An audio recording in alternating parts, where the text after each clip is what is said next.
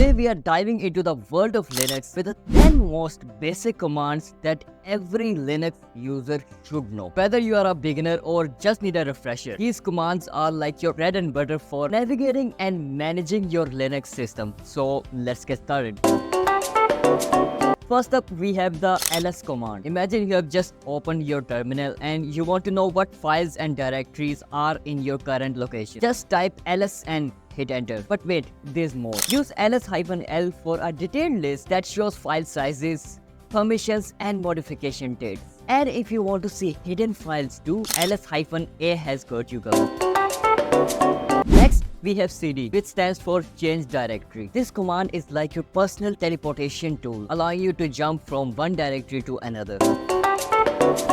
Ever get lost in your terminal and forget where you are? That's where pwd command comes in handy. It stands for print working directory and it shows you the full path to your current location. Think of pwd as your GPS, always there to remind you of your current location in the file system. Now let's say you want to create a new folder for a project. The mkdir command is what you need. It's short for make directory. Now you have got your brand new directory to store all your files. Now imagine you want to clean up some file in your current directory. The rm command is perfect for removing files you no longer need. Just be careful. There is no recycle bin in the terminal. And if you need to delete a directory with all of its content, use rm command with -r. But remember, this action is permanent.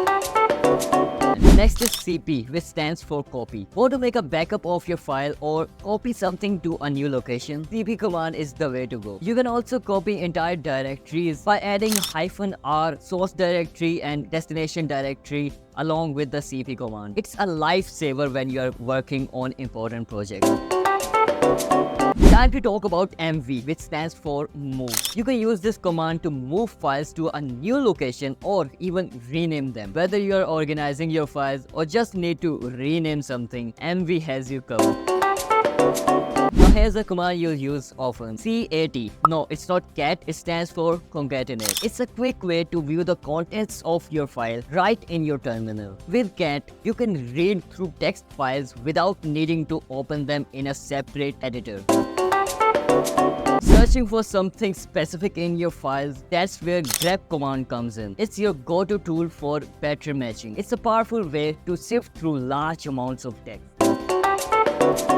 Last but not least, we have chmod command, which stands for change mode. This command lets you set permissions for your files and directory. In this example, 755 means the owner can read, write and execute the file, while others can only read and execute. Perfect for controlling who has access to your files. These 10 commands are used by every Linux user in their daily life. If you found this video helpful, give it a thumbs up, subscribe for more videos like these so you never miss an update. With that being said, your Shirazi bhai not coming slow.